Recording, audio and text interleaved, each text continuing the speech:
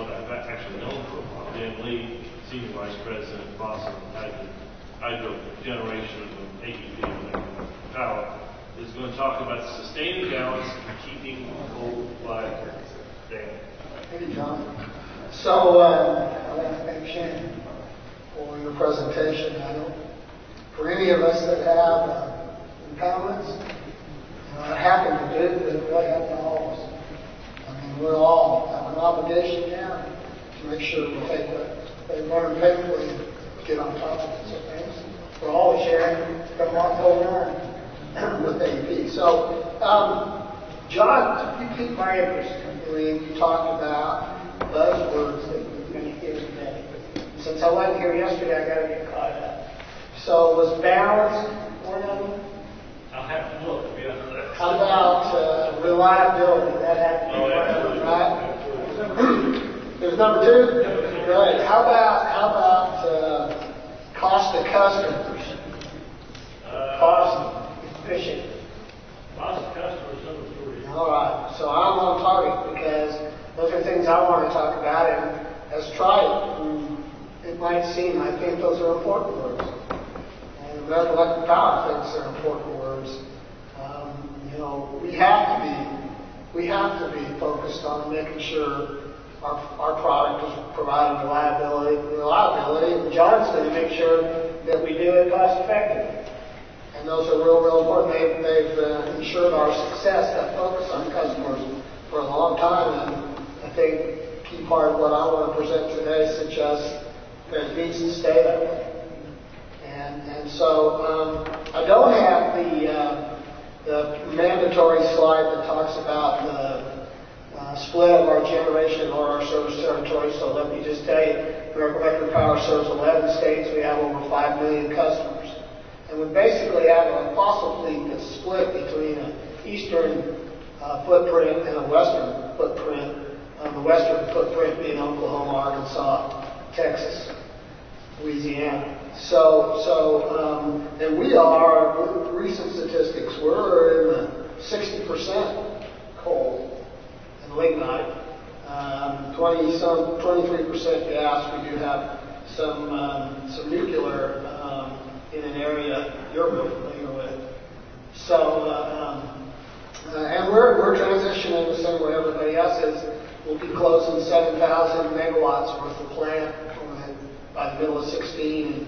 I can tell you, and there's others in the room that I know have this. I'm the guy that gets to go out this month and close 7 of them and shake employees' hands and thank them for what they've done. It's not an abstract number on a page in a study to me.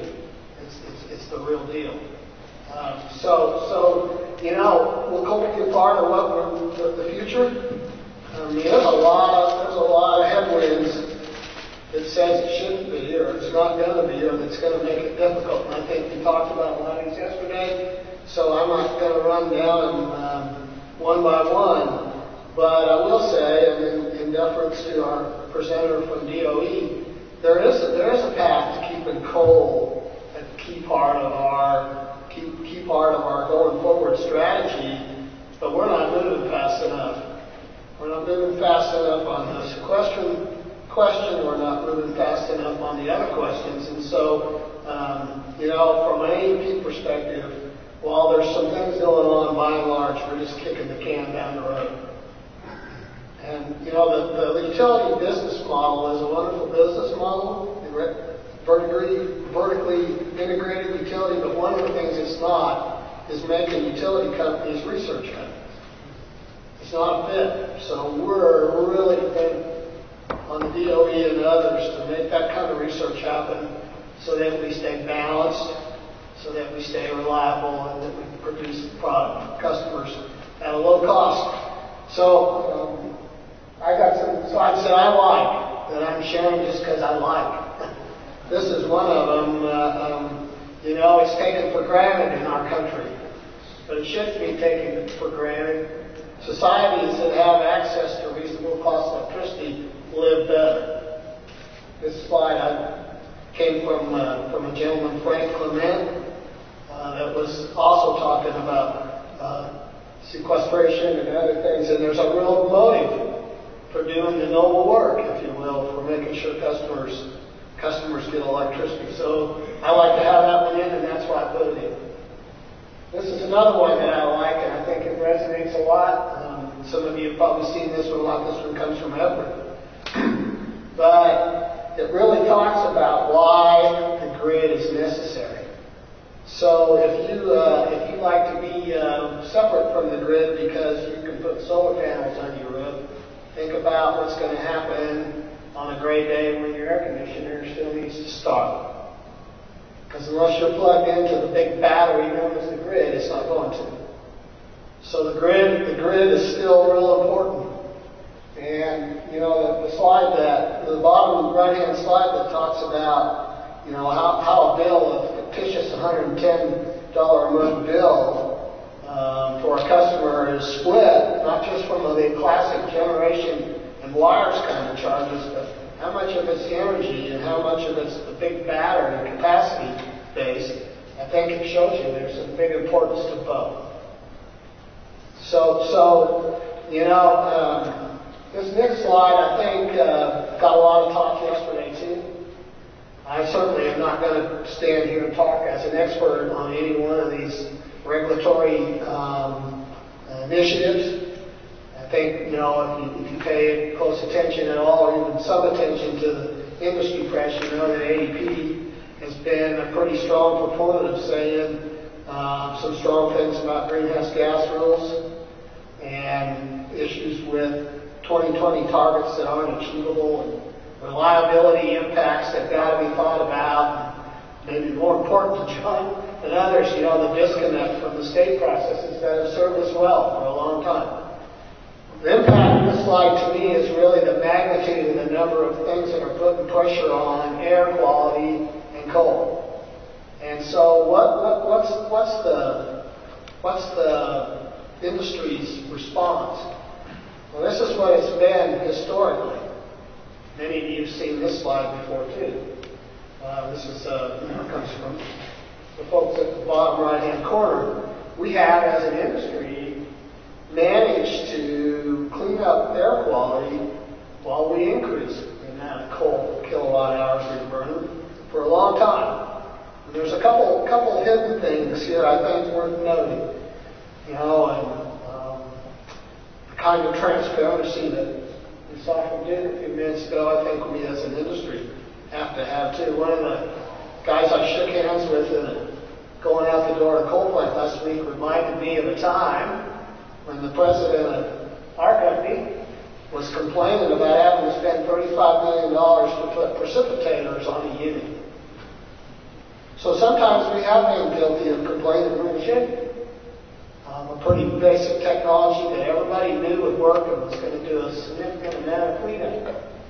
So we have to be very careful, I think, and very balanced in what we say. At the same time, I think there is a curve or two that's missing off this slide. One of them is, you know, what's the rate of air quality improvement that we're going to get for that next big investment? And what are the technology risks that go with that next big investment? And they're not the low-hanging fruit anymore. They're big bets for smaller gains. But I think we ought to be, as an industry, proud of what we've accomplished over time. And it ought not be, well, you guys always sandbag, and so you're sandbagging again.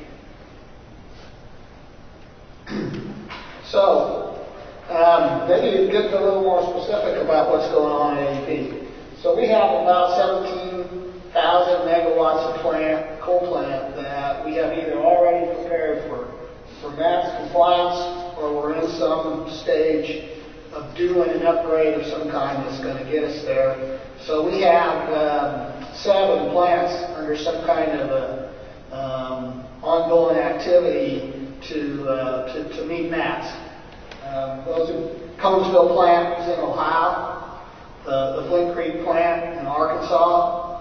We have the Northeastern facility in Oklahoma, the Open Union facility in Texas, the Pirkey facility in Texas, the Rockport facility in Indiana, and the Welsh facility in Texas are all right now. We're investing money in And those facilities were just completed, invested money to be in compliance with the MATS rule, and I just thought I'd walk you through a little bit of pictures of what's going on.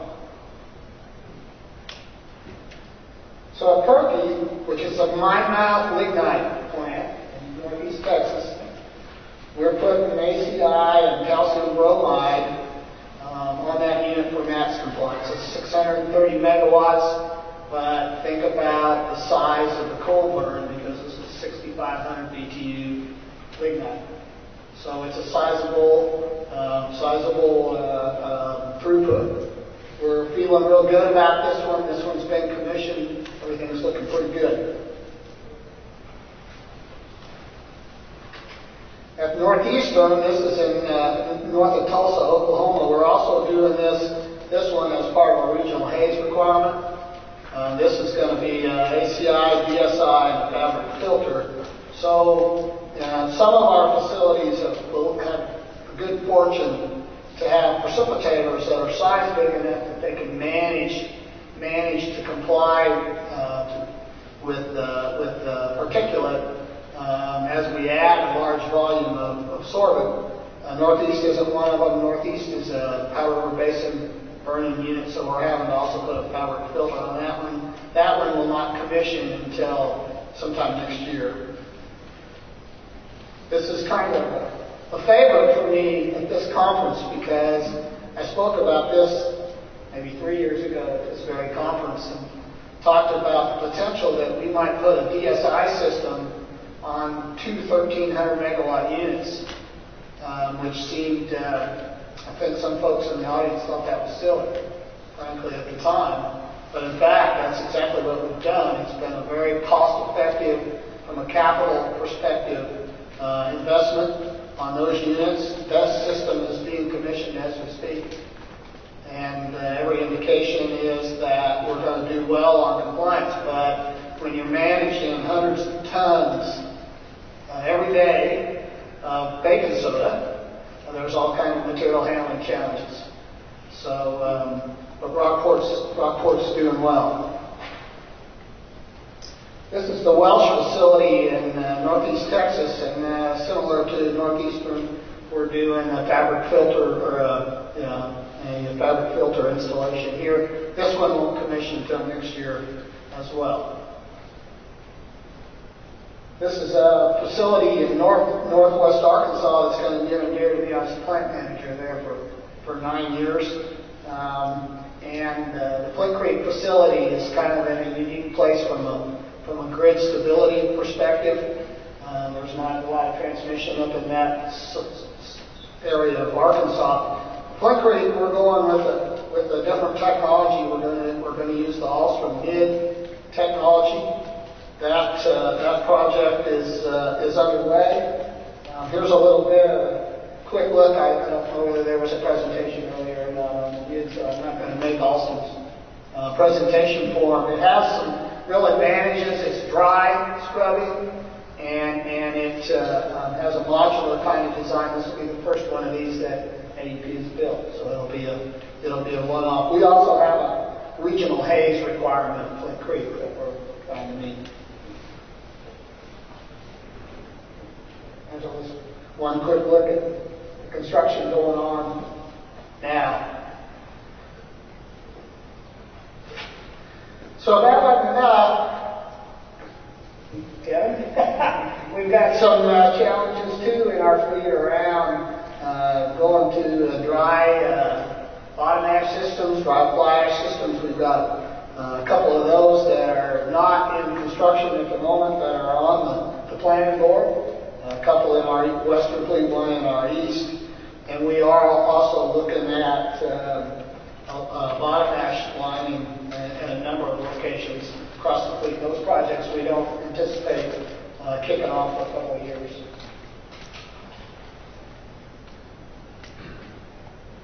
Plant this is the Mountaineer facility in West Virginia. Interesting work we've done here on water rule compliance, and the issue is selenium. And we are using a GE technology that we worked with GE on for bioreactor to deal with selenium. This has been a really good project. We've learned a lot. It's a challenge, but it can be done. And that one's been in service for a while now. Another one that's just out there is dealing with 316B. We don't have anything that's in construction or on the drawing board. We are investigating this wedge wire kind of design that potentially could help us with any kind of aquatic life issues, but this is still just in the conceptual stage. So I'd just like to close with a slide, and I apologize to the young lady from CURC that I was stealing one of her slides, and I knew it was outdated. But I really think this is a great thought-provoking kind of graphic. I mean, we built the CURC facility. Some of you may be familiar with, just right outside of Texarkana, Arkansas, supercritical. That plant is running really, really well. The fuel efficiencies that we said we were going to get, we got. It's doing really, really well. And it's a shame that it's the last one.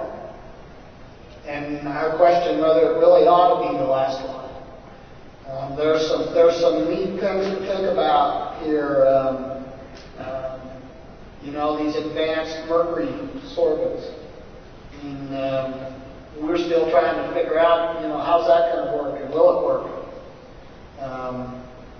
Some of these things that you see on here are still in the lab, and some of them are things that we already know how to do, like hybrid cooling for cooling tower stuff. The end of the day thing is that we've got to have that support from DOE and others to move this down the road. And from an AEP perspective, we ought to be focused on that 2035 technology and not minor tweaks every step of the way between here and there. So I thank you for letting me tell the AEP story today.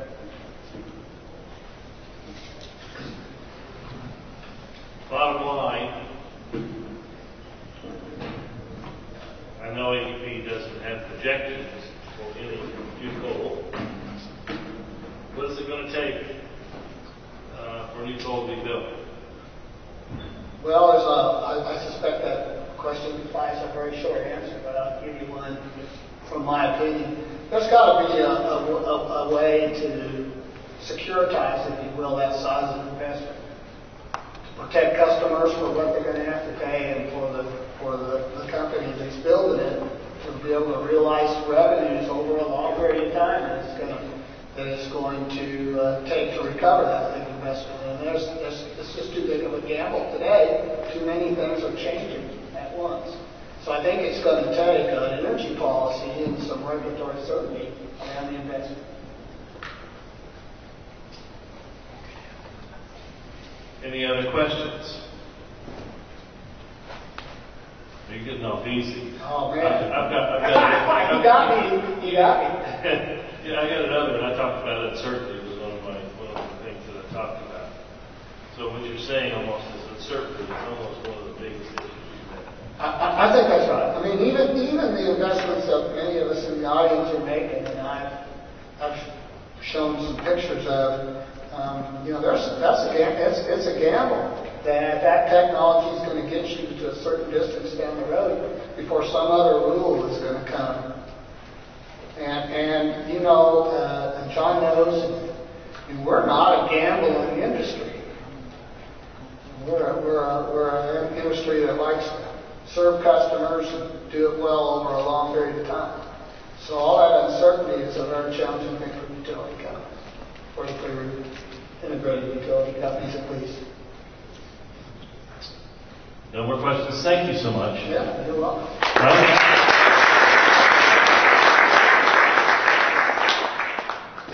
As I said before, it's been my pleasure to be here for the last day and a half, but I do apologize. I do have to leave. Our chairman, Mike Bush, is going to lead the next session, but I've enjoyed being here, enjoyed meeting different people. Wish you all the best.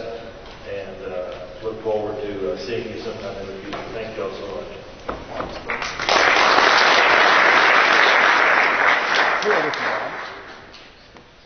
We're on break for, and you'll be back at the next break.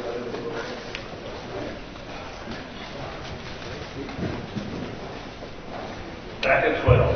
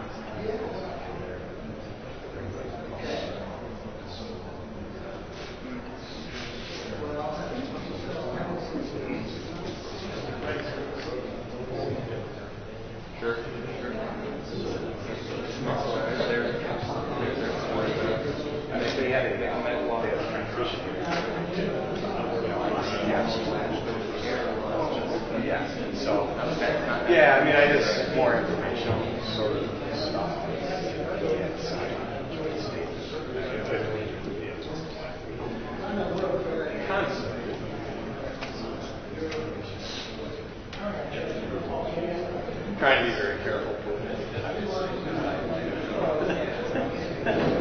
The dynamic.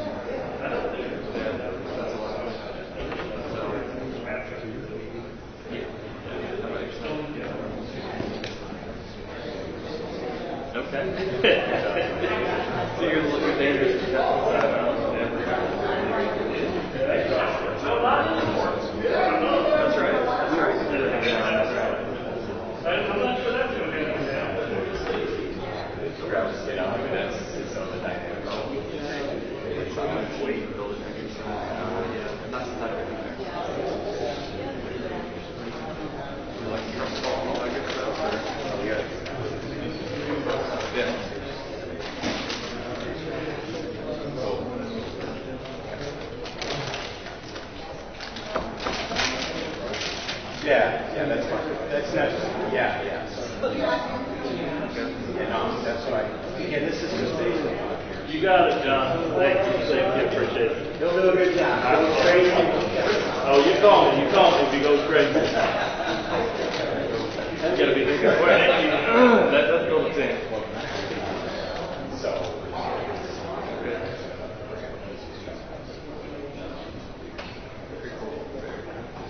How'd you do? Yeah.